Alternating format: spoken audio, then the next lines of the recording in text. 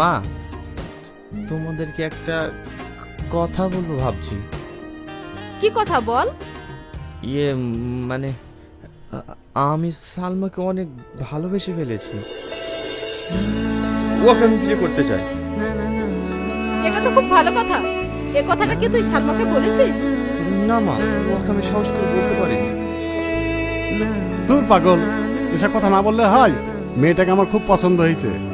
সালমা, সালমা, এইদিকে এসো তো মা। কিছু বলছেন? হ্যাঁ, আমার পাশে এসে বসো, বলছি। টনি তোমাকে খুব ভালোবাসে, কিন্তু ও তোমাকে এই কথাটা বলতে পারেনি। তুমি যেভাবে আমার ছেলেকে আগলে রেখেছো, আমরা চাই এভাবেই সারা জীবন ওকে আগলে রাখো। তোমার যদি কোনো আপত্তি না থাকে, 1 সপ্তাহের মধ্যেই তোমাদের বিয়ে দিয়ে দেবো। আমার আপত্তি আছে। কিসের আপত্তি? না আসলে আন্টি, আমি আপনার ছেলেকে বিয়ে করতে চাই, কিন্তু 1 মাস পর। আমি তো অন্য কিছু ভেবেছিলাম। ঠিক আছে, 1 মাস পরেই তোমাদের বিয়ে হবে। আন্টি, ওদিকে রান্না হচ্ছে, আমি আসছি।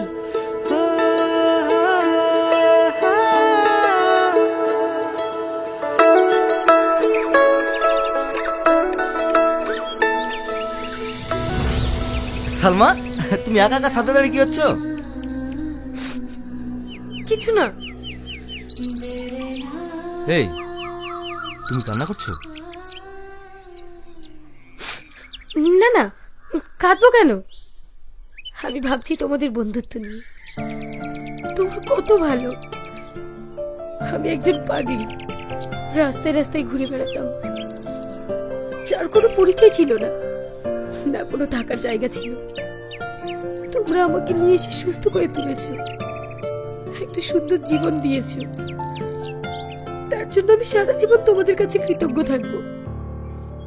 তোমাদের এই ঋণ আমি জীবনেও শোধ করতে পারবো না। আরে, তুমি এমন ভাবে বলছো কেন? এটা তো আমাদের কর্তব্য। আচ্ছা সালমা, তোমাকে একটা কথা বলবো, তুমি কি রাখবে?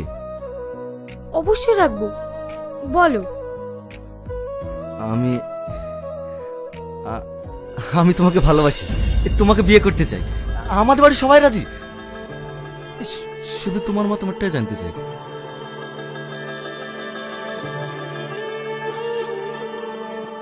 কি হলো, চুপ করে থাকলে যে? কিছু বলো।